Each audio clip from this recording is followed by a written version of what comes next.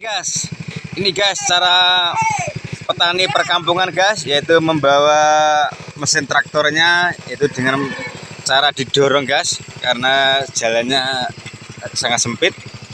Jadi ini cara Pak Tani di pedesaan ya, yang membawa traktornya hanya didorong. Nah seperti ini caranya orang di pedesaan guys. Jadi dengan didorong pakai tenaga manusia. Nah seperti ini. Ini jadi harus didorong, disurung rame-rame seperti ini sama anak-anak, dibantuin anak-anak. Ini cara petani di pedesaan ya, dia harus mendorong mesin traktornya guys. Oke guys, terima kasih guys.